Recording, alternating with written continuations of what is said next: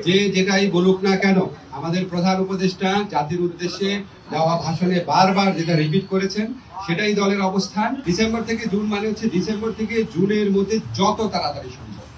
গত 15 বছর যাবৎ নিরবচ্ছিন্ন ভাবে নির্যাতিত হয়েছে, অবশ্যই আমরা সেটার প্রতি শ্রদ্ধাবোধ দেখিয়েছি এবং এটা অবশ্যই ওনারা কারেক্টলি বলেছেন। ওনারা বলেছেন যে ওনারা যে দলের যে সংস্কার ভাবনা যেটা এটা বহু পুরানা, ওনারা সবসময় সংস্কারপন্থী দল, আমরা এটা এগ্রি করেছি। অবশ্যই বিএনপি সবসময় সংস্কারের কথা বলেছে। সবচেয়ে বড় কথা, বিএনপি আমাদের এই বিভিন্ন যে সংস্কারের জন্য গঠিত বিভিন্ন কমিশন আছে, বিশেষ করে ঐক্যমত্য কমিশনের প্রস্তাবাবলী আছে, সেটা ক্ষেত্রে বিএনপি অত্যন্ত পজিটিভ এবং ইতিবাচক একটা রেসপন্স দেখিয়েছে।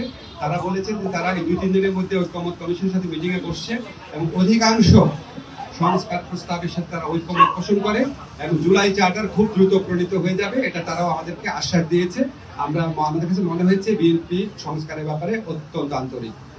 একটা ব্যাপার নিয়ে একটুখানি আপনার ভিন্ন মত হতে পারে, সেটা হচ্ছে ওনারা যেটা বলেছেন সত্যি, যে ওনারা বলেছেন যে ডিসেম্বরের মধ্যে ইলেকশন হলে ভালো হয় এবং আমরা এখানে বলেছি এবং ওনারা বলেছেন যে আমাদের কথাবার্তার মধ্যে কিছু অস্পষ্টতা থাকে, কেউ কেউ আমাদের সরকারের কোন কোন উপদেষ্টা যখন কথা বলেন আমরা এটা ক্যাটাগরিক্যালি বলেছি যে যেটাই বলুক না কেন আমাদের প্রধান উপদেষ্টা জাতির উদ্দেশ্যে দেওয়া ভাষণে বারবার যেটা রিপিট করেছেন সেটাই দলের অবস্থান। সেখান থেকে অন্য কেউ যদি বেফাস কথা বা অন্যরকম নিজস্ব বিবেচনা কথা বলেন সেটাতে তারা যেন বিভ্রান্ত না হয়।